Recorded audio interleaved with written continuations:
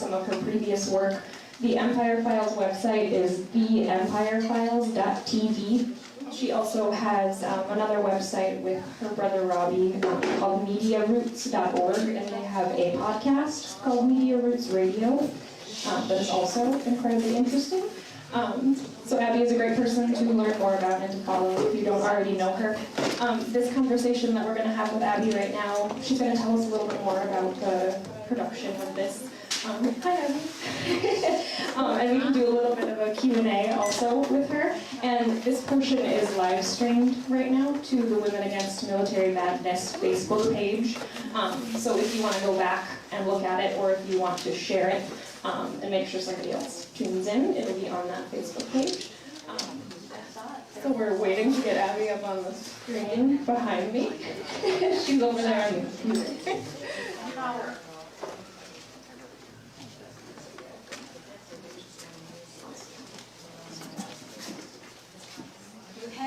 Can you see us, Abby?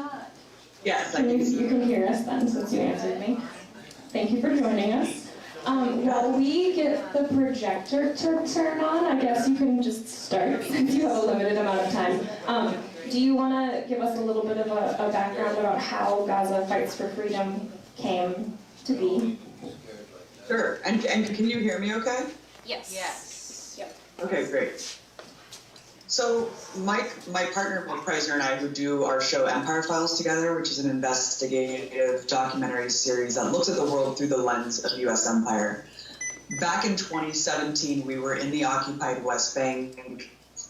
We were pretty horrified at what was going on there. I mean, this is a 50-plus-year brutal military occupation, martial law installed, preventing Palestinians from having any sort of democratic semblance whatsoever. While we were there, we tried to get into Gaza, of course. As you just witnessed in the film that you just saw, I mean, this is one of the most, if not the most grave humanitarian crises of our time, that Americans are directly sponsoring to the tune of, $10 million every single day to keep this medieval siege in place. We had all the proper credentials, all the proper paperwork filled out. We were credentialed with Telesur at the time. It was a Latin American news network. And I was told by Netanyahu's spokesperson directly that I was a propagandist and not a journalist, and therefore I was banned from Gaza. And not only that, but they actually said that I was an Iranian agent, which was pretty bizarre because, I'd formerly been accused of being a Russian agent from the U.S. government, but never an Iranian agent. So it was a really, really shocking allegation. Needless to say, we weren't able to get into Gaza. Fast forward 2 years later, of course, I was following the conflict very closely. As we know, every couple weeks, it seems that Israel goes on this disproportionate bombing campaign and just takes out a bunch of civilians. Then the Great March of Return sparked off. It was something that was unprecedented. It was an incredible action unlike anything I had ever seen in my lifetime. And I was in contact with some of the journalists on the ground who were in an organization that was a journalist organization there, and they wanted to know how the Western media was covering the Great March of Return. Because we're talking about all stripes of Palestinian society, tens of thousands of nonviolent, peaceful activists going to this militarized partition and burying their chests, holding flags, singing national anthems, and getting mowed down by sniper fire in kind of the most brutally shocking way. And unfortunately, as you just witnessed, the corporate media painted them as terrorists, just like they always do, disregarded their plight, talked about the situation as if, in the passive voice saying Palestinians just died, people died in clashes, instead of calling it what it was, a brutal massacre that was ongoing and that, in fact, is still ongoing for 2 years. Now, as I saw the Western media coverage of this, as I saw the corporate media smearing Palestinians and not telling the truth about what was going on, as I was speaking to these journalists on the ground, I just said, well, we should do something with our show, Empire Files, about the issue. And they said that would be really great. Can you kind of correct this story? Can you tell the truth? Can you amplify these voices that are being ignored and obfuscated from the corporate media narrative? And so we directed all the interviews, and we knew what we wanted to get from it, which is the journalists, the medics, all the people who were being shot. And when we got the footage back, it was so cinematically brilliant and mind-blowing that we knew we had to do this documentary. I mean, we had to take 9 months off of our work and put together this full-length, feature-length film, because there's nothing else that could do the cinematography justice. And the videographers, Asma Tia Hamad and Maz Mwaza, I mean, risk their lives every week running toward bullets and live fire, as you saw, and we had to do their bravery justice. And so that's why we put this together, and that's how the film came together, and they're thrilled with it. We're just so excited that, we were able to take it on a North American tour across the US and Canada and kind of just try to push the needle on this issue, because I think right now Americans are finally waking up. The political consciousness is shifting, especially with Trump's allegiance with Netanyahu, this right-wing fascist alliance that's exposing Israel for what it is. You can no longer call yourself progressive or liberal if you support this military occupation and brutal apartheid state.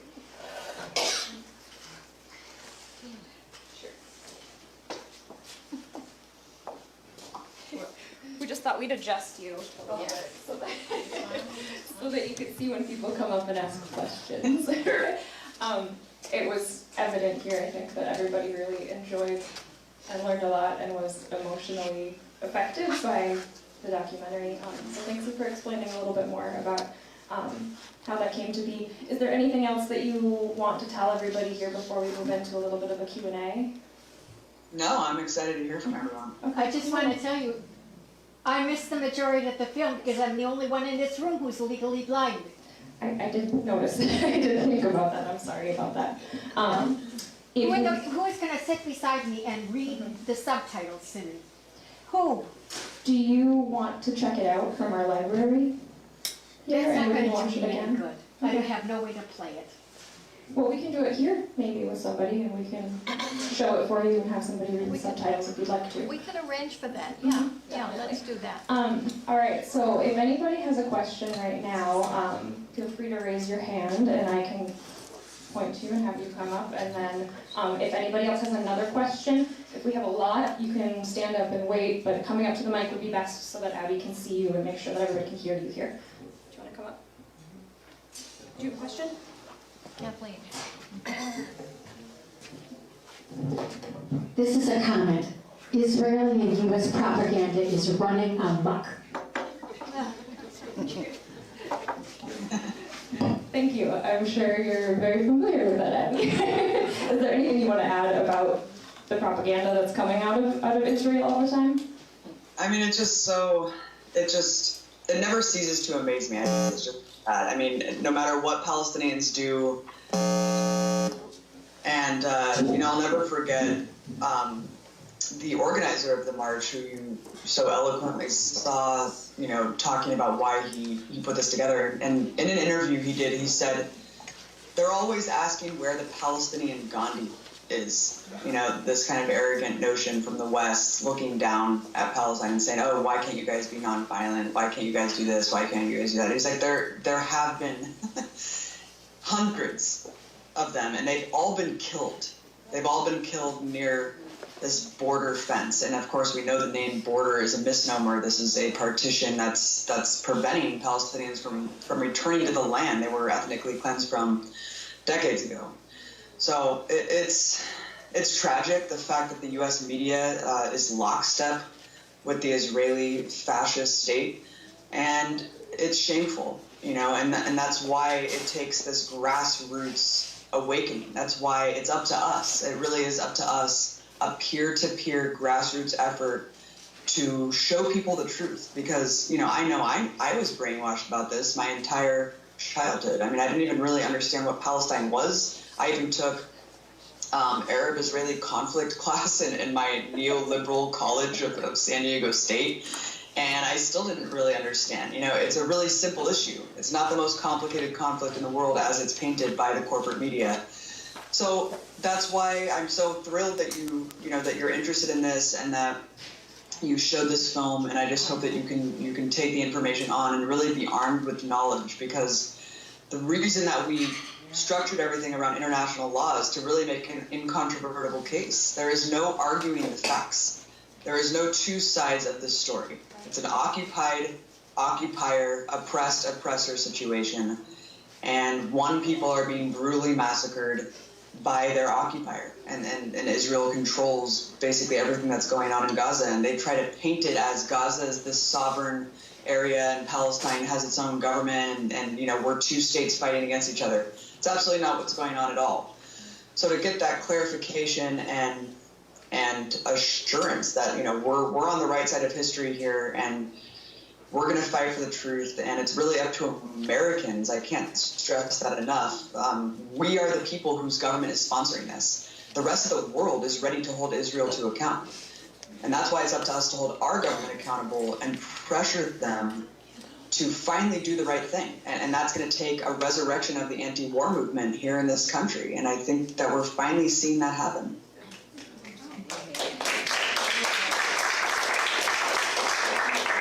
Thank you. And so right now, you're joining Women Against Military Madness that has been around for longer than I've been alive. The anti-war movement has been here in these really cool small pods all over the country, and you're right, we need a mass resurrection of it, and it is neat to see that happening right now, and it's really neat to be a part of a group of people who've been doing that for that length of time that everybody thought the anti-war movement didn't exist. So good job, everybody that's here. But let's keep going.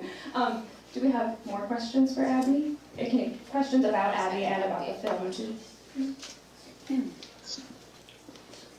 It was a wonderful film. Thank you. I'm wondering, I know that the march is still continuing and there are online sources about it, but I wonder if you could just briefly, if you have any inside knowledge or something you'd like to share about the continuing march and how that's playing out. Sure. It's waned. I mean, honestly, how could it not? We're talking about 2 years of being brutally murdered. I think after the first 6 weeks of the march, people were fatigued in the sense that they started literally targeting medics. And you saw Mocked in the film saying the first 6 weeks it was normal, if you could really count normal being killing scores of civilians, women and children. But he at least didn't understand how they could start targeting medics. I mean, I think that's kind of an internationally understood protected category, right, of these international law bodies. And they were pretty shocked, even with Israel's record of aggression and brutality, that they would start deliberately assassinating the medics who were helping the wounded and dying on the battlefield. And so after that happened, I think a lot of people got legitimately terrified. The march started waning, so a little bit more of the hardcore, younger activists were going out there. And as we said, I mean, it has been continuing for the last year and a half, 2 years, but it is a lot less people, but there is still a contingent that's strong, that is out there every Friday. And there's been some split-off actions that are doing, different things at the quote-unquote partition fence, the border, different artistic expressions and kind of symbolic memorials and stuff like that Ahmed, the organizer, is participating in as well. But what's sad about it is that the media has just completely ignored it, and over the last 2 years, you really only hear about this happening when dozens of people die. When dozens of people have died at these events. And so after that first 6 weeks, after those first couple of months, and I think when Razan, al-Najjar, was targeted and killed, Israel just started, basically just like target practice. I mean, that's what they were doing. They were sitting on top of sniper mounds. As you saw, crystal clear daylight. There was no obfuscation, and they were just picking people off. And I think after a certain number of weeks and months, it would be one person that was killed, maybe dozens wounded with these exploded bullets, and the news just didn't cover it anymore. And it just became so commonplace and normalized in people's minds that people were just like, oh, well, that march is still going on, and because it wasn't the 60 dead, like on that bloody May 14th, no one cared anymore. And so I've heard the organizer, Ahmed, just say it's really sad, you know? I mean, it's sad that we have to fight so hard for people to care, and even though we've been going at this for years, it seems like the pressure is kind of, you know, let up a little bit. And so that's why it's so important to keep talking about this and keep highlighting the plight of what these people are going through. Because as we know, the UN declared that in 2020, which is, how many months are we into 2020 right now? Gaza is completely uninhabitable, officially.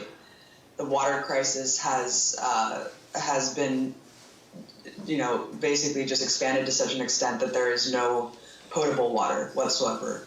And that is an emergency. That is an emergency.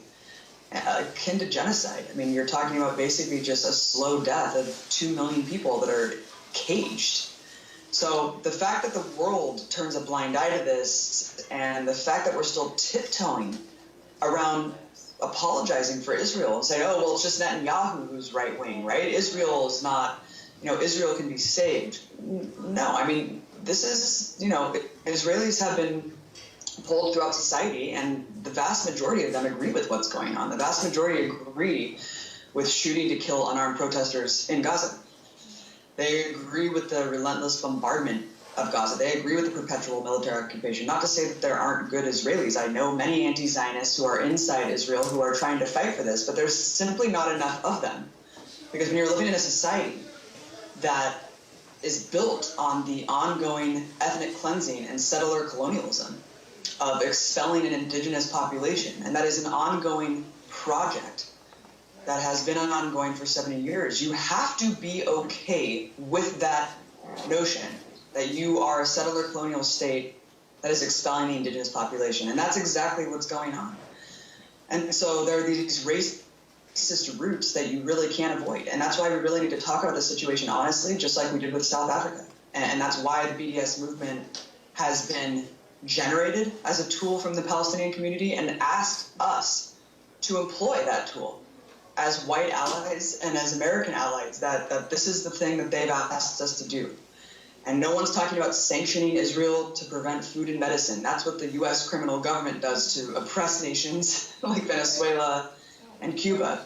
That's not what we're talking about. We're talking about politically isolating Israel, culturally isolating Israel, isolating to the point where it's embarrassing to go visit them. It's embarrassing to go as a cultural liaison, as an entertainment figure, because you don't want to be bombarded with the pushback and pressure from the audience to say, how dare you do this? How dare you stand on the side of apartheid and genocidal occupation? And that's where we need to go with this. And that's the current trend that I actually see. I mean, you've seen just in the last couple of years, Demi Lovato, a famous singer here in America, had to recant her trip to Israel. She was given, I think, $50,000 from the state of Israel to go do a propaganda tour, and she actually had to apologize and say, oh my God, I didn't really realize what I was getting into. The famous actress, Natalie Portman, who essentially was the liaison for Israel. She had to return this award that she was given and say, I don't feel comfortable with what's going on after the jailing of Ahed Tamimi and the death of Razan al-Najjar. So we're seeing this happen now. We have to keep the pressure up. And we have to keep the pressure up every day because we can't wait. There's no time to waste. We can't wait until another 2,500 Palestinians are mowed down in another bombing campaign. We can't wait anymore. And they, sure as hell, can't wait because they don't have water, they don't have electricity, and they're waiting on us to act on their behalf. And that's why BDS and pushing the anti-war movement and putting together Palestinian justice and Palestinian rights, coalescing it with the anti-war movement here in the U.S. is an absolutely imperative thing to do. And I'm so happy that you're doing it. Thank you for your work. Thank you for the actions that you guys do there. And, you know, this is an international solidarity struggle, and we're all in this together.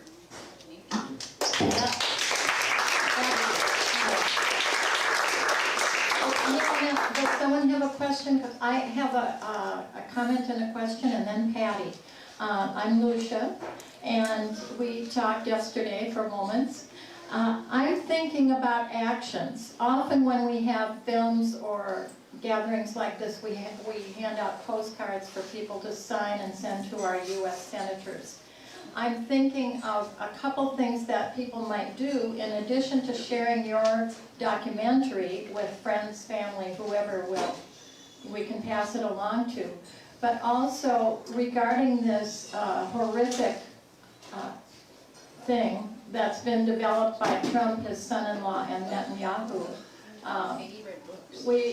we might do some call-in activity. We have phone numbers of our senators and the White House office, and we also have coming up in Minnesota, in addition to primaries, we have caucuses where we can submit resolutions that the political parties would need to at least move forward and discuss and take forward as their party principles. So there is a BDS, Minnesota BDS community that meets regularly. It's going to be meeting after the Middle East Peace Now meeting in another week.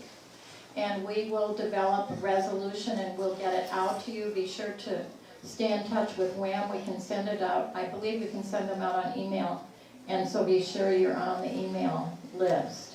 And what other ways can we take actions as individuals or as small groups or as part of WAMM, Abby? What do you think? What kind of actions might be productive or at least help push our country's sensibilities? Excellent points, and thank you very much for that addition. Absolutely, I mean, it's great that you guys have a caucus arena there. You can definitely push these kind of resolutions and push the dialogue in terms of the activist community, right, and the grassroots progressives. And that's exactly what we need to do. And as we've seen with the Bernie Sanders presidency or campaign for presidency, is that he is willing to at least acknowledge Palestinian rights, humanize Palestinians, I think, in a way that a lot of people have not. And what's a real big testament to the movement itself, because I think we know realistically how difficult it would be to withhold aid from Israel or hold Israel accountable from the top. I mean, we've seen people try to do that before and have gotten destroyed, essentially, from the lobby and from the pressure that surrounds this issue. But what Bernie Sanders has done is a testament to what the movement has done to push him more left. If you look at 2016 during his debates with Hillary Clinton, I mean, he could barely muster the words disproportionate when he was talking about the bombing massacre in 2014. And the fact that today he is not only saying, it's a racist state and Netanyahu is a right-wing racist, he's also saying we need to leverage aid. We need to end the occupation. We need to end the siege. And he's talking about a two-state solution, which I disagree with. And I think a lot of Palestinians have mixed feelings on whether they want a one or two state. I personally believe in a one-state solution, a democratic state with equal rights for all. But what at least Bernie Sanders is saying that I think is very different from the other candidates is that he's elucidating what the two-state solution would be. And that actually, as you just saw in the film, is what the Hamas charter has articulated that they're willing to negotiate, which is a withdrawing of settlements in the West Bank to the 1967 borders. That's a hugely kind of revolutionary feat if we can get that done. And if we have a presidential candidate that is actually articulating that that's necessary to do, at the same time you have Jared Kushner, as was just mentioned, who personally profits off of illegal settlements in the West Bank, who has a family history of profiting off of death and occupation there, that he is actually the arbiter of peace and negotiations with this so-called deal of the century, that all it really does is cement a perpetual apartheid state. I mean, it is absolutely shocking what this quote-unquote deal does. It essentially just permanently erases Palestinian statehood, permanently erases any sort of Palestinian rights from the situation. It even vetoes Palestinians who want the right to return to go back to the West Bank. As we know today from the maps that we've infamously all seen, There is no second state to be had. It is a dotted territory of settlements that have taken over and eaten away any sort of semblance of whatever that vestige of state would be in the West Bank. And that is why I think, and a lot of people agree, that one state is really the only answer for all. Now, how can we do this? Well, getting involved in movements just like you are, pushing this issue to the forefront. If you look back at the Iraq War movement in 2003, Palestinian rights was actually too controversial to push forward alongside ending the military occupation and ending the war in Iraq. People would say, no, we're not ready for that. That's too much. Now you cannot call yourself an anti-war activist or a progressive unless you do support a free Palestine. And that shows you how much 2 decades has really moved the needle on this. That shows you how much the strength of the grassroots mobilization and movement has generated the awakening. That now you are isolated. You are the isolated one if you're not on board with this. So I think that acknowledging that has already happened is a huge, huge thing. And it's a huge feat. So what's next? Local resolutions, right? Local resolutions that you can push city council members going and just talking to these people, humanizing the plight of Palestinians, showing films like these that are an incontrovertible case of violations of the Geneva Convention. I mean, who could possibly not agree with that? Who could possibly look at these facts and say, yeah, I agree with what Israel's doing? So getting these people on record, calling them out is absolutely essential to do. But as we know, elected officials have no backbone, right? They will cower to whatever the pressures are. So that is why the grassroots momentum, the fact that we cannot let them have any other direction other than standing for justice, and that comes from people's bodies in the streets showing solidarity for Palestine, getting out there with signs, being present whenever Israel's on a rampage, whenever Israel's brutalizing Palestinians, showing the solidarity, because Palestinians are watching, and that means a lot to them when they see us out there standing alongside with them. We saw Palestinians out in the streets when African Americans were getting brutalized in Ferguson, in Oakland, during Occupy Wall Street. So we need to do that for them. We need to do that for them. Look at these divestment campaigns that are happening at college campuses all around the country. It's up to us to download the boycott app on our phones. It's up to us to understand the most prominent brands that are profiting off of these settlements and boycott them ourselves. But I think most importantly is honestly this political awareness campaign to our friends, neighbors, colleagues, and family members.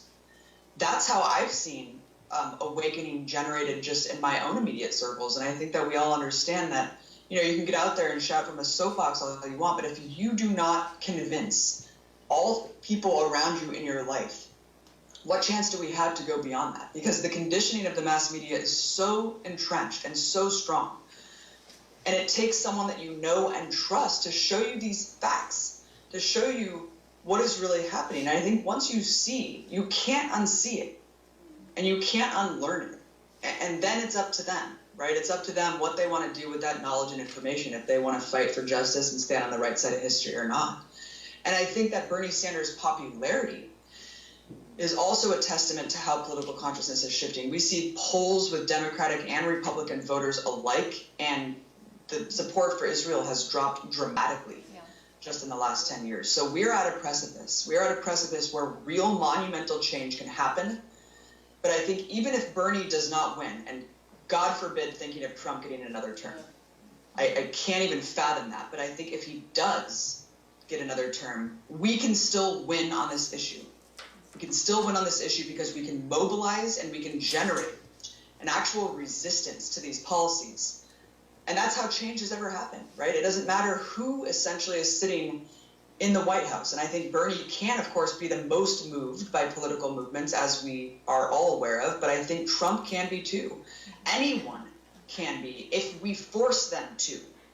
That's the only way that this change can happen on a global scale. And the rest of the world is waiting. The rest of the world is waiting for us. They've already made themselves clear at an international level. They're making themselves clear, tens of thousands in the streets with BDS campaigns all across the planet, with Ireland unanimously passing BDS resolutions, trade unionists in Britain doing the same thing. And I think it is also incredibly inspiring that we have several sitting congresswomen who are pro-Palestine. I mean, that is an unprecedented thing. It is no small thing to have Rashida Tlaib, to have Ilhan Omar, to have AOC getting our back and talking about how important it is to have a First Amendment right to boycott. And I think I just wanted to finish my thought by saying we also need to resist these anti-BDS laws that are happening across the country. I'm actually going to Georgia tomorrow to sue the state of Georgia. Woo!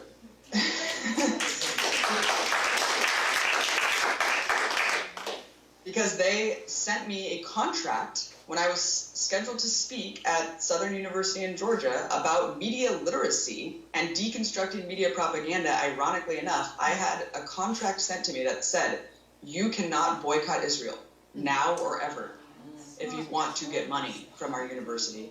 And I said, no, I refuse to sign this. This is an abomination. This is a direct violation of my constitutional rights.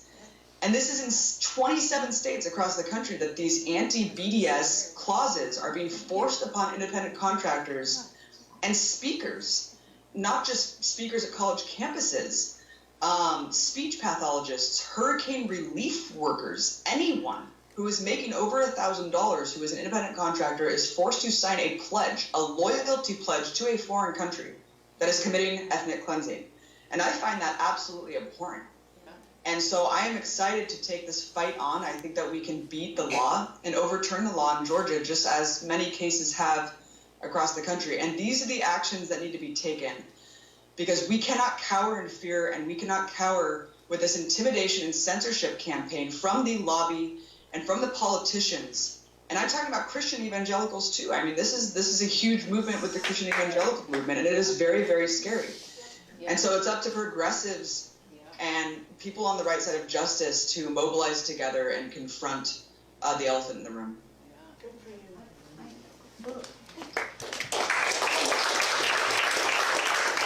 If you didn't know, the Minnesota legislature did a couple of years ago pass an anti-BDS law so that you or a company that you are running, or if you want to get a job teaching at the University of Minnesota or a state university, you must sign, you cannot enter into a contract if you support the Boycott Israel campaign. So we're working against that to overturn that law, and we're meeting with Minnesota senators and representatives. And Patty had a question, I know. Yeah, come on up. Yeah.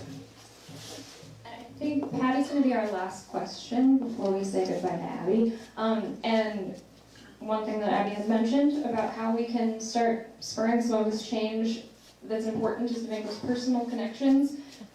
The video that you just watched, Gaza Fights for Freedom, can be rented online, but we also have a copy in the WAMM office that can be checked out. If you have family or friends that you would like to show that to, it's a really good tool. Thank you, Emma. And we also have at GazaFightsForFreedom.com, you can buy the DVD. We also have activist packs of 5 and 10 packs of DVDs that you can buy at a bulk discount rate to hand out to friends and family to share this information. So thank you so much. Okay, thank you, Abby, for your courage and what you're doing. I just wondered, is there any data to show that the Israeli soldiers that target children, women, people that don't have weapons, is there any data to show what's happening with them emotionally and psychologically, to know that what they're doing is so horrible? Do you understand what I'm trying to say?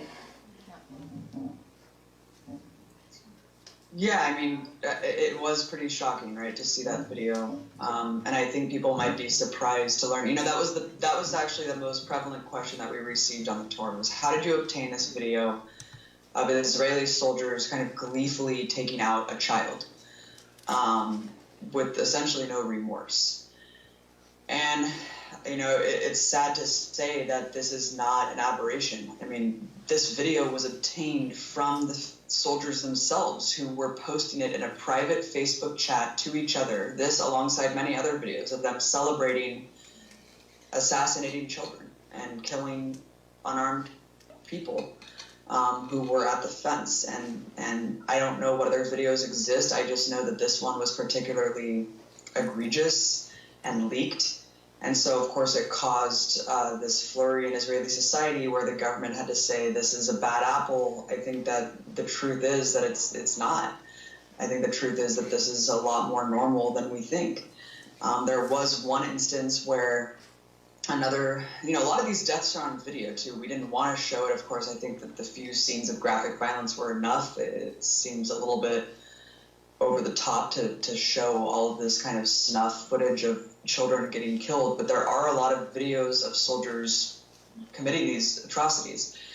And one of them got enough pressure from within and outside of Israel to actually finally arrest one of the occupying soldiers that killed an unarmed child. And his punishment was a couple months of house arrest.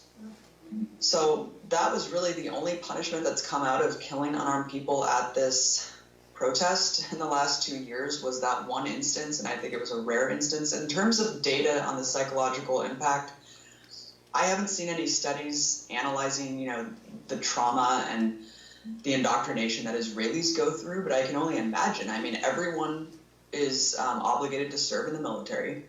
I mean, think about it, just America in general.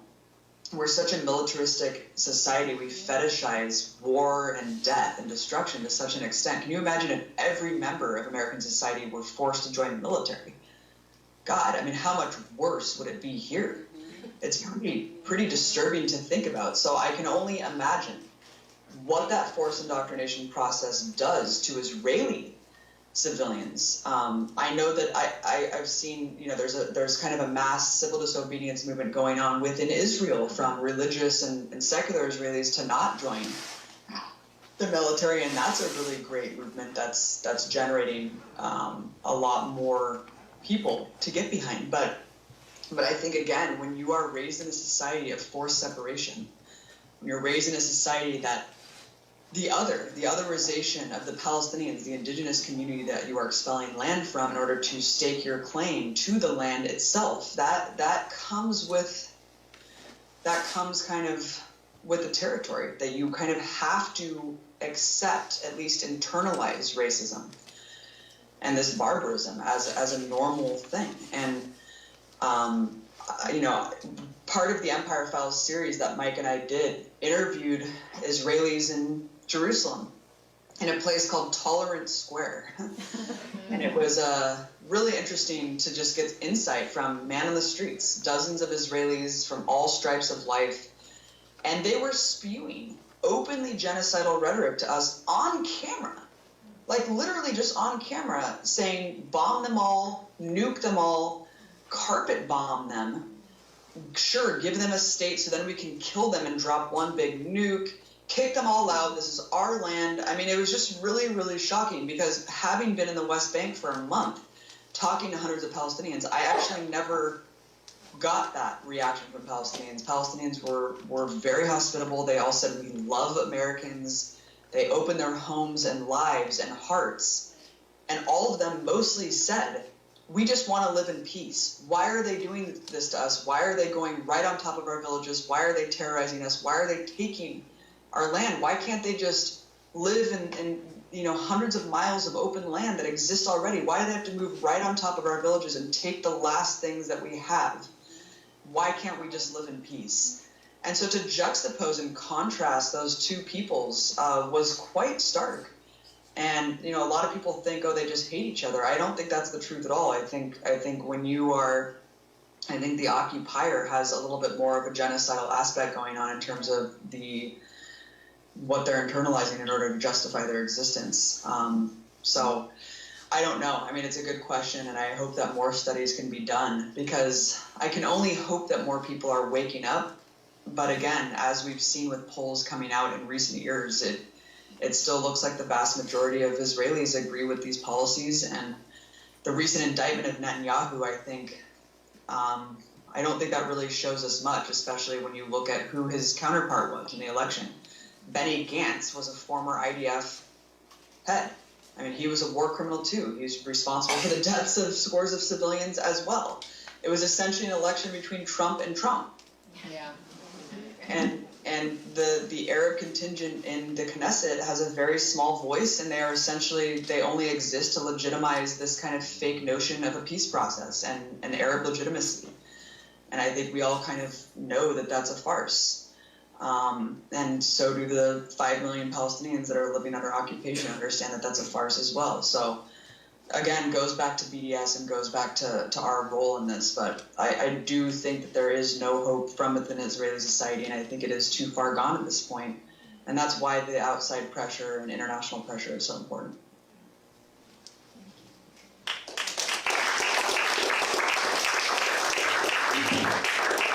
Thank you very much for being available to join us on Skype today.